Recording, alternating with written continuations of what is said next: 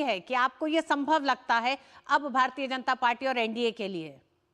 नहीं, जो जाति की और पे जो शेखर राजनीति साहब, है आपको रोकती हूँ, सीधे रुख करेंगे भारतीय जनता पार्टी मुख्यालय का, जहां बीजेपी प्रवक्ता प्रेस कॉन्फ्रेंस कर रहे हैं के समर्थन में आ गए। राहुल गांधी का कहना है कि my brother in law and his family have been hounded for the last 10 years। जैसा कि आपको पता है, जो चार्जशीट ईडी ने फाइल की है रॉबर्ट वाड्रा के विरुद्ध, उसमें बड़े गंभीर आरोप है। रॉबर्ट वाड्रा की कंपनी में मात्र 1 लाख रुपए थे जब उन्होंने 58 करोड़ का लैंड डील किया, और राहुल गांधी उसको जस्टिफाई कर रहे हैं। क्या इसको जो है राहुल गांधी हाउंडिंग मानते हैं? आज एक तो राहुल गांधी ने स्पष्ट कर दिया है कि पूरी तरह से या तो उनको जानकारी थी रॉबर्ट वाड्रा के काले कारनामों के बारे में, या हो सकता है कि वो पूरी तरह से इसमें इन्वॉल्व भी थे। गौरतलब है कि नेशनल हेराल्ड केस में कुछ इसी प्रकार के आरोप, इसी प्रकार के चार्जेस जो हैं वो राहुल गांधी के खिलाफ हैं। यंग इंडिया लिमिटेड जो कंपनी उन्होंने बनाई थी, उसने मात्र 50 लाख रुपए देकर 2000 करोड़ से ऊपर की संपत्ति को हड़पने का काम किया था। तो एक तरफ हम देख रहे हैं कि रॉबर्ट वाड्रा, जिनके बैंक अकाउंट में मात्र 1 लाख है, वो 58 करोड़ की डील करते हैं। दूसरी तरफ यही काम जो है, यही काम करने का आरोप राहुल गांधी पर है, जिन्होंने यंग इंडिया लिमिटेड के जरिए 50 लाख के एवज में 2000 करोड़ से ऊपर की संपत्तियां हड़पी थी एजेएल की। तो ये 1-2 का 4-4-2 का 1 में पूरी तरह से राहुल गांधी और रॉबर्ट वाड्रा जो है भागीदार दिखते हैं। ये भी दुख की बात है, आप सबने देखा है किस तरह से परसों जो है राहुल गांधी जब असम में थे तो उन्होंने एक प्रकार से धमकी दी थी हिमांता बिस्वा शर्मा जी को कि आप गिरफ्तार होंगे, जल्दी गिरफ्तार होने वाले हैं। ये कांग्रेस की जो इमरजेंसी की मानसिकता है वो उससे ऊपर नहीं उठ पा रहे हैं। 1975 में जिस प्रकार से वो लोगों को अंदर करते थे, आज भी वही कल्पना कर रहे हैं, आज भी वही सपने देख रहे हैं कि लोगों को अंदर करेंगे। लेकिन जिनके बारे में, हिमंता बिस्वा शर्मा के बारे में वो ये बयान दे रहे थे, हिमंता बिस्वा शर्मा एक इलेक्टेड सीएम है, निर्वाचित सीएम है, जिनके ऊपर दूर दूर तक कोई आरोप नहीं है। कम से कम राहुल गांधी ने तो कोई आरोप नहीं कहे, तो ऐसे ही किसी को उठा के जेल में डाल देंगे। तो जिस प्रकार का उनका ट्वीट रॉबर्ट वाड्रा के संदर्भ में आया है और जिस प्रकार का बयान उन्होंने हिमंता बिस्वा शर्मा जी के विरुद्ध दिया है, एक बार फिर ये दिखाता है कि कांग्रेस पार्टी जो है उसको न्यायिक प्रक्रिया से, जांच की प्रक्रिया से कोई मतलब नहीं है। आज भी वो इमरजेंसी की मानसिकता में यकीन करती है और वही धांधली करना चाहती है देश में जो आज से 50 साल पहले कर रही थी। तो ये तो भाइयों, ये मित्रों, राहुल गांधी के विषय में हो गया जो उन्होंने आज ट्वीट डाला था। और इस प्रेस कॉन्फ्रेंस का उद्देश्य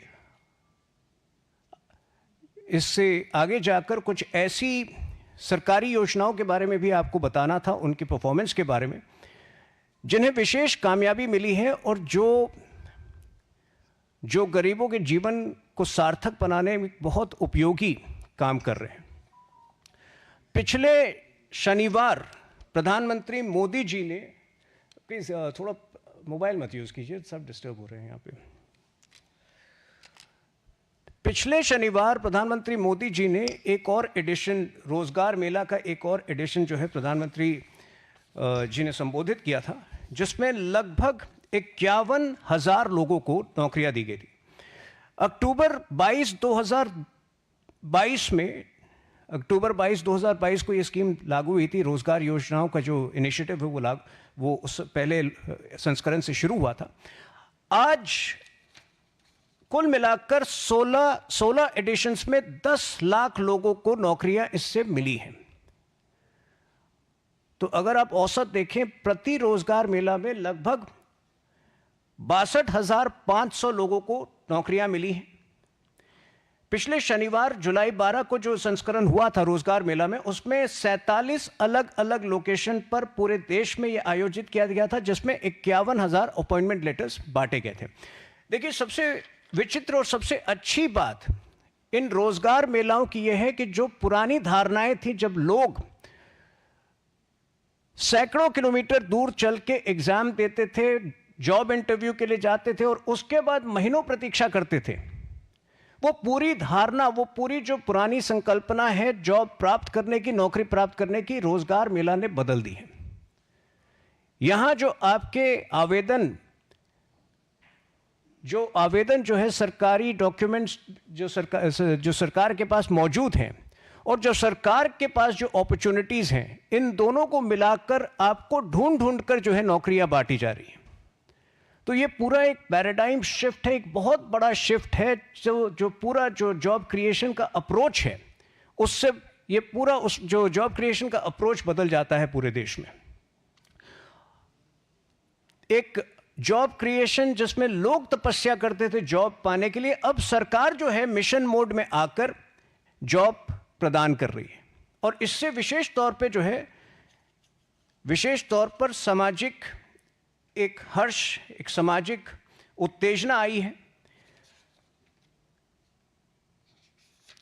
तुरंत जिन लोगों को नौकरियां प्राप्त हो रही हैं रोजगार मेले के जरिए, तुरंत उनकी स्किल डेवलपमेंट की दिशा में उस पर काम किया जा रहा है। और जैसा कि मैंने आपको फिगर बताया, ये फिगर बयान करते हैं कि कितने बड़े स्तर पर इस योजना को कामयाबी मिली है।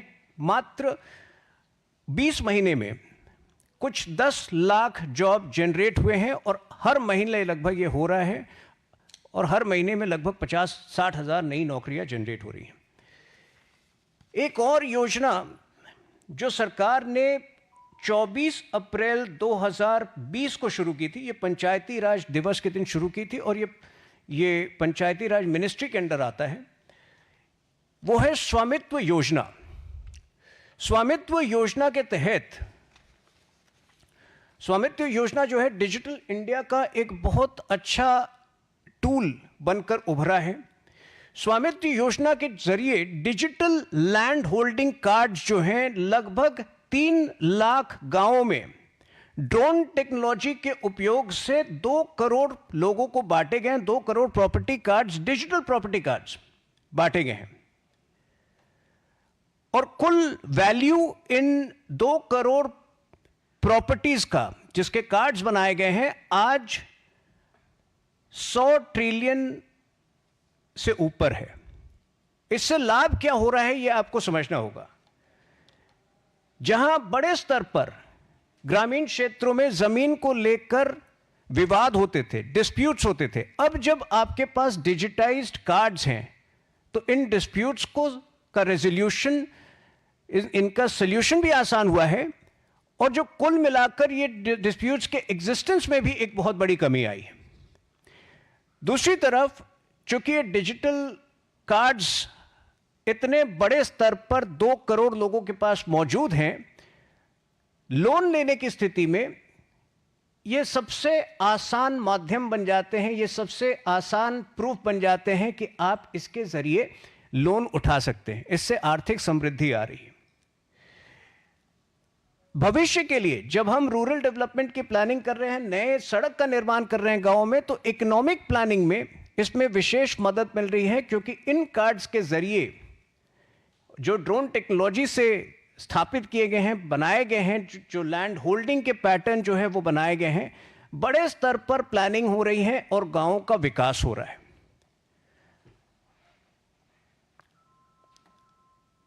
तो आज इसमें एक बार फिर जो डेटा है वो बता रहा है, बयां कर रहा है कि कितने बड़े स्तर पर 2 करोड़ अगर प्रॉपर्टी कार्ड्स केवल पिछले 3.5 साल में, और 3.5 साल भी पूरे नहीं हुए,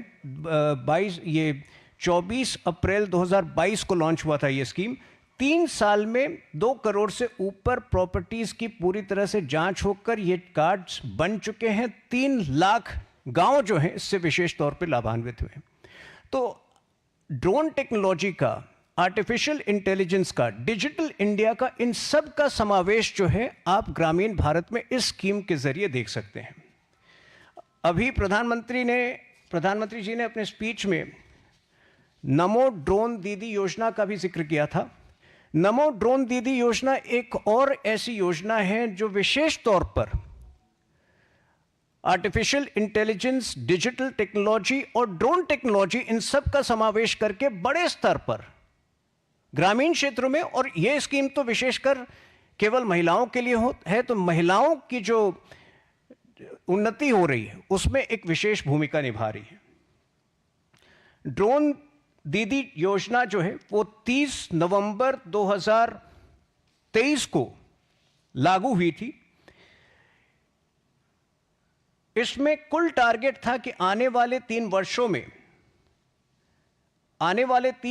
में 3 करोड़ लखपति दीदी जो है इसके जरिए बनाया जाना था, और पहले वर्ष के अंत में ही लगभग इसमें जो है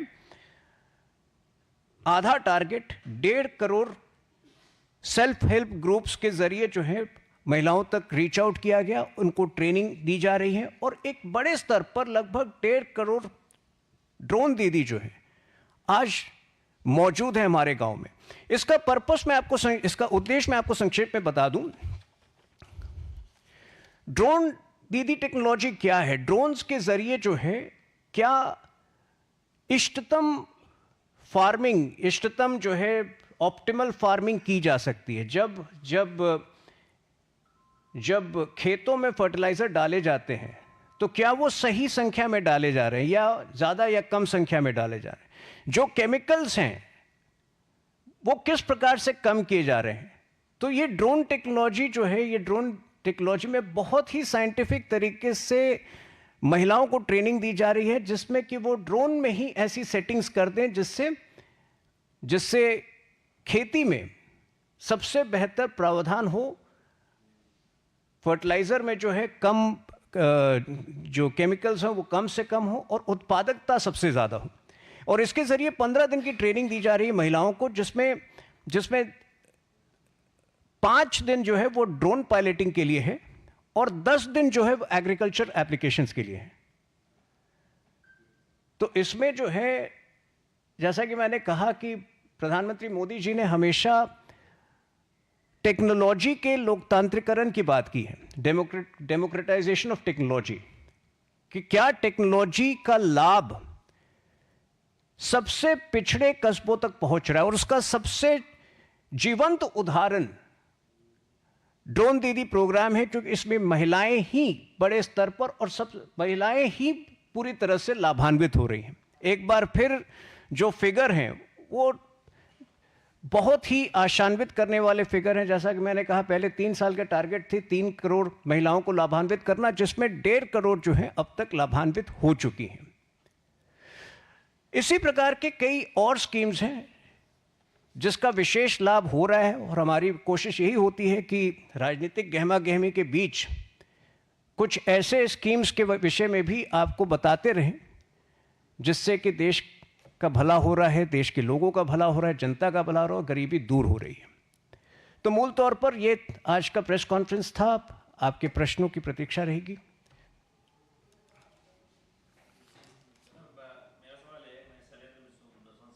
भाजपा प्रवक्ता तुहिन सिन्हा ने प्रेस वार्ता कर कई मुद्दों को गिनाया, जहां एक तरफ उन्होंने पहली बात की कि राहुल गांधी किस तरह से रॉबर्ट वाड्रा के बचाव में उतरे, और उन्होंने कहा कि 10 साल से ईडी परेशान कर रही है। हम बता दें कि ईडी ने अपने शिकंजे को और कसते हुए गुरुग्राम जमीन घोटाले में रॉबर्ट वाड्रा के खिलाफ चार्जशीट दाखिल कर दी है। उसके बाद राहुल गांधी ने यह कहा, और यही नहीं, राहुल गांधी ने असम से भारतीय जनता पार्टी के नेताओं और मुख्यमंत्री हेमंत बिस्वा शर्मा पर भी कई बड़े आरोप लगाए, जिसका खंडन करते हुए या जिस पर पलटवार करते हुए तुहिन सिन्हा ने कहा कि हेमंत बिस्वा शर्मा पर किसी इस तरह के